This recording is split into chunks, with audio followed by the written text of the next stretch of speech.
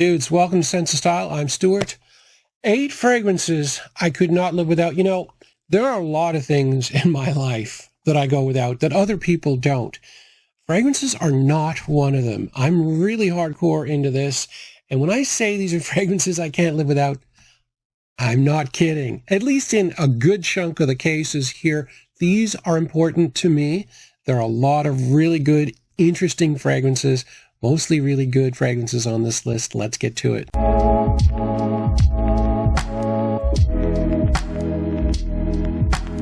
Do any of you guys have a fragrance that you know the day it arrived, you know the day you got it? Because I do. I can tell you the day I got this because I wanted this so badly for 2 years. I could not find it. It's very hard to get in North America. It showed up one day online. I grabbed it right away. And yeah, it made my week, at least my week, possibly my month. I adore this fragrance. This is Jora Parfum. It has so many different things that are amazing about it. I think that really is the key to this fragrance. It's not talked about a lot, but what I find when I put this on, now this is a cold weather fragrance. Let's get this straight. Like 15 degrees Celsius and on down is ideal for this. You don't really want to wear this in any warm weather, but I live in Canada. So anyway, what I really like about this is I spray it on, and if I go for a walk, and depending on the air that I hit, the temperature that changes, the air density, you get so many different things with this. It's a leather fragrance fundamentally, but it has oud. There's tons of the Dior lipsticky iris, but it also has musk mallow or ambrette, whatever you want to call it, which is kind of creamy. So it's got the contrast between those two things. It's got a little bit of oud, and then it's got like really nice woody sandalwood. So there's so many different things about this. The projection, the performance overall is really good. I don't know, man. I just like, this is my number one fragrance. Mind you, I don't have a bottle of Silver Mountain water, which is generally what I consider to be my signature scent. But of all the fragrances that I do have in my collection, this is my number one. Speaking of complexity, this is Ombre Noir by Lalique. This is not a house, at least in my experience, that I've known to be complex in any way. Usually they make really high quality woody fragrances. This isn't really a woody fragrance. This is a everything amazing complex fragrance. This is one of my new crushes. I really like this. Now it starts weird. It starts like fig leaf and mint. And if that sounds disgusting, at least for me it sounded gross. It's not. It's actually really pleasant. It is a little bit different. And then after that, you got tobacco and cinnamon. So a little bit of spiciness in the mid. And then in the base, you get sweet tonka, cognac, and a bunch of resins. There's so much going on here. It's a very complex fragrance for $65 at the discounters. That's kind of crazy. The only thing I don't like about it is, and Lalique have always had problems with their caps. For such an interesting, like really high quality fragrance, this cap, I don't know. You have to have like muscles in order to get it off. Lalique is normally sort of a mid-range to low-range type of house. So the packaging is not super high quality, but man, is the juice here good. When it comes to inexpensive fragrances, this is one I can't live without. This is Givenchy Pie. And look, it is a Givenchy. That is a high quality. Go price Givenchy online. Go price them. There's a high quality house. It's a very modern style of scent.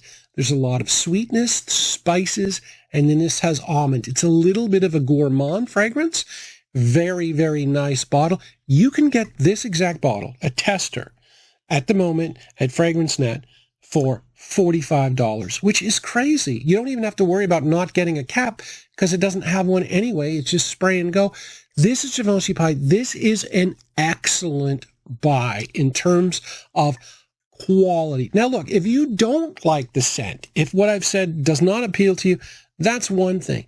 But in terms of quality per price, it's extremely hard to beat Pie. It really is. $45 for this. I still don't understand it. It has always been inexpensive. This is a high quality one. I really like it. Next up, we have Hugo Boss The Scent Absolute. Now, it is fall. This is a fantastic fall fragrance. It has maninka fruit, which is a little bit sweet, almost a little bit creamy. It's a fruit from Africa. I've never smelled it, but boy, After experiencing this fragrance, I really wish I could.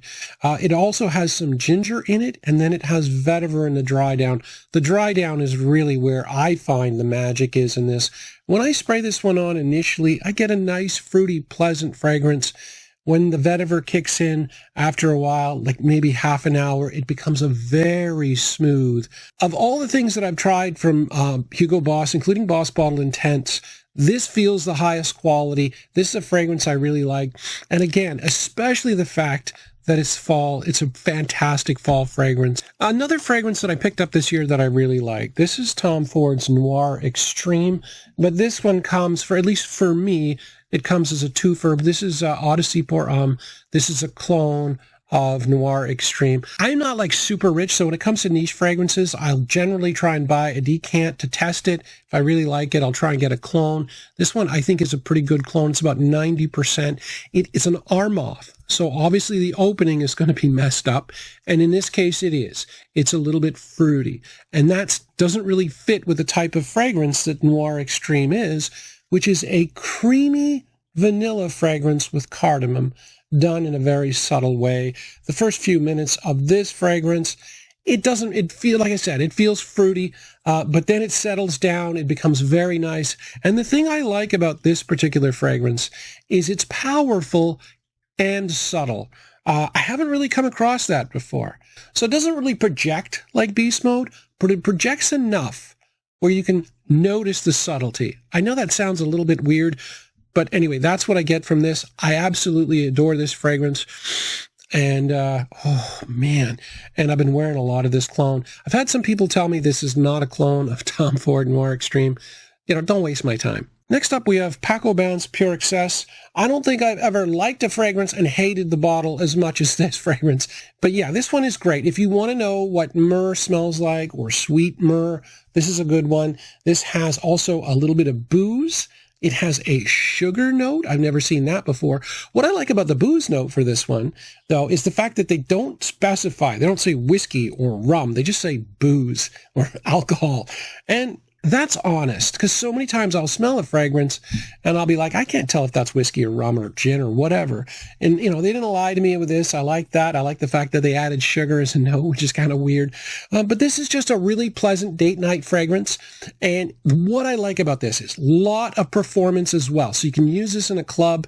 It's very, very strong. It's very appealing. It's sweet, but you're not going to smell like every guy that has Eros on or Sauvage. You're going to smell a little bit different. I really like Pure Excess. I don't know if you guys have noticed, but I am the ultimate gentleman. No, I am not. Trust me. However, this fragrance is. This is Dolce & Gabbana the One Gentleman. Now, what I like about this is you are being a gentleman without being boring. I swear to you, if I had 8 fragrances for gentlemen, nobody would watch it. It's not that people don't want to be gentlemen. It's that gentleman fragrances tend to be kind of boring. Usually there's a lot of vetiver, a lot of woods, a little bit old-fashioned. This is a gentleman for the modern era. This has pepper and cardamom, so it's spicy, and it has vanilla, so it's sweet. But it's still very gentlemanly. It's nicely balanced between the spices and the sweetness. Then you also get a fair chunk of lavender. It comes in this gorgeous bottle with great, the great juice color here. This is fantastic. I just wish it could project a little bit more. Longevity, I'm fine with. I just wish it could project. Wish people could smell me like smelling like a gentleman. Anyway, I love this fragrance. And finally, the fragrance that started off on and I hate this expression, on my fragrance journey. I hate that. But this is the very first fragrance that I purchased when I started collecting. Really is. I bought it at Amazon. I way overpaid for it. But the neat thing about this is Armani Code, the original. The neat thing about this was I bought it in the spring of 2019. But they gave me a bottle from 2012. So this is absolute beast mode, Armani Code. This is a lot of leather and a lot of sweetness. Really, really cool. I love the bottle, even though it's like a little mini. Yeah, but it has sentimental attachment. But even if I didn't, the fragrance itself is really nice. I really love the Code line. I just fluked out on getting, the type of fragrance that really fits my personality and my style. Anyway, I'm not kidding. I really do. These do mean a lot to me. These are fragrances I don't want to live without. Anyway, thanks for watching. Take it easy.